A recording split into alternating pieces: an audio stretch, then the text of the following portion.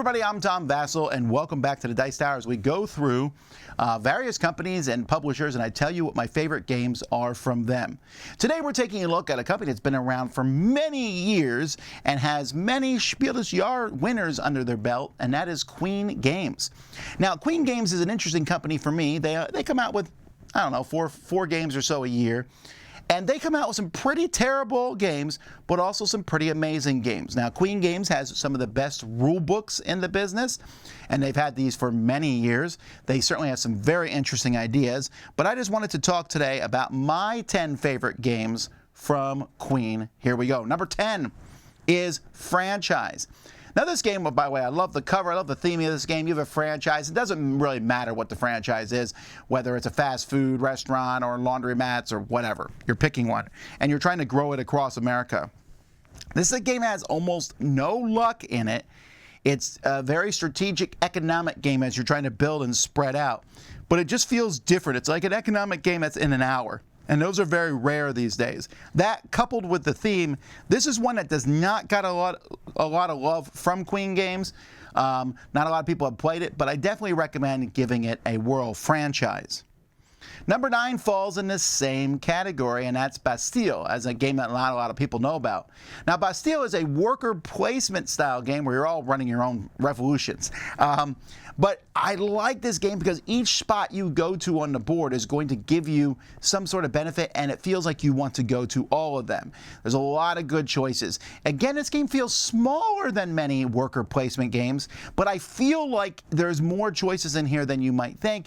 It plays quickly. The theme works a little bit, on top of it, and it just has a neat feel to it. It's worker placement with a slight bit of area control at it. That's Bastille. Number 8 is Copenhagen. Now, there are a lot of Tetris-style games out there. Copenhagen kind of mixes this polyomino game genre with a Ticket to Ride mix, where you're collecting cards, then using those cards to build Tetris pieces that fall down into your little building thing, but you're actually building a building. So that looks neat too, as you build these buildings with various colors and windows. It's a gorgeous looking game, and it's really simple and really easy, but that doesn't mean it's bad. In fact, it's the opposite. I think it's a very solid game. I consider this to be a welcoming game, a game that you can introduce people to the hobby to. A lot of fun. Copenhagen. Number 7 is Glux. Now, Glux is an abstract strategy game about turning lights on or something. But you have a bunch of tiles with numbers on these tiles, and you are placing these tiles around the board a certain distance from your other tiles. So the higher the number, the farther they can shoot, but usually lower numbers are better. And then you're trying to control various areas on the board. So lower numbers let you control an area more easily, but also don't work very hard to control that area. Higher numbers give you more spots, but they're more wildly swingy where you can put them. Again, it's a game that offers really cool strategic decisions, and it's an abstract strategy game that I think works really well with 4 players. So that's Glux. Number 6 is Merlin. Now, Merlin is a somewhat non-thematic game in which players are moving around a giant rondel. And as you move around this rondel, you are collecting different pieces. You are, you're trying to fight off warriors. But on your turn, you're picking one of your dice that you've rolled and moving your piece around. But you can also move Merlin sometimes, who's swinging around the board. And there's things that you can do, like I want to move my piece in a counterclockwise way. I want to move it to the other side of the board first. There's all kinds of cool special abilities you can get to manipulate that. Merlin is definitely a game I think that is improved with an expansion or two. And there's even a big box version of Merlin, which has way too many expansions in it. But I like this game. This is a fairly divisive game here from Stefan Feld, but it is one of my favorites of him. Number 5 is a classic from Queen and one of their winners of the Spiel des Jahres, and that is Alhambra.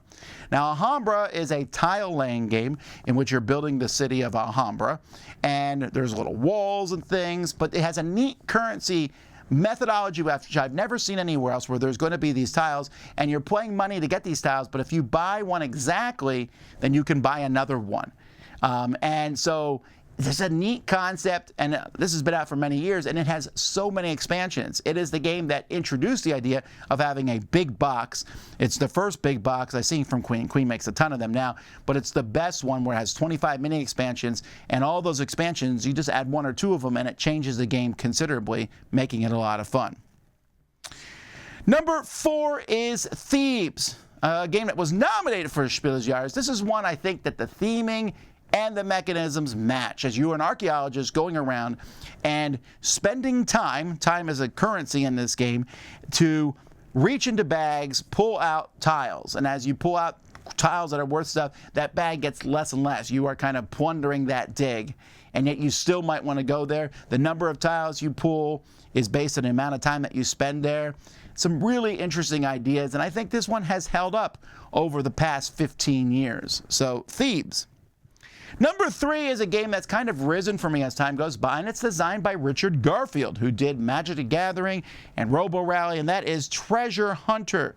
And Treasure Hunter, just a kind of a drafting style game where you're drafting cards and using these cards to get points in various ways, to fight off some goblins who are attacking the city, or go out and search for treasure. There's not a lot of good drafting games. Drafting is one of my favorite mechanisms. This one does it in a very nice, clean way. Number 2 is Escape. Curse of the Temple. Escape is a game that is literally only 10 minutes long. I know this because there's a soundtrack that comes with the game, or you can find it online. That is 10 minutes long. You play this soundtrack, and everyone is cooperatively rolling dice as fast as they can to get through a temple, get some stuff done, get keys, figure the way out. And at certain points, a sound will go off, and everybody has to run back to where you started from before you get locked in forever. Really entertaining game, extremely stressful, but I like it a lot, Escape. And my number 1 game from Queen is a tie because they're literally the same game, just with different maps, and that is Wallenstein/Shogun. Now, Queen Games introduced us to a cube mechanism, which they used in a few games, the Stefan Feld game, Americo, a game about the Crusades, but where the cube tower really came into play was Shogun and Wallenstein. These are grandiose Euro-style games in which there's 2 maps, one is in Germany, one's in Japan. That's the main difference between the games. But you have a bunch of cards, and you have to decide which provinces you're going to tax, which ones you're going to build buildings in, which ones you're going to get wheat from. A lot of good decisions, and there's combat in the game, and you throw cubes into this cube tower. Some cubes stay in the tower, some fall out, and that's how you determine who wins.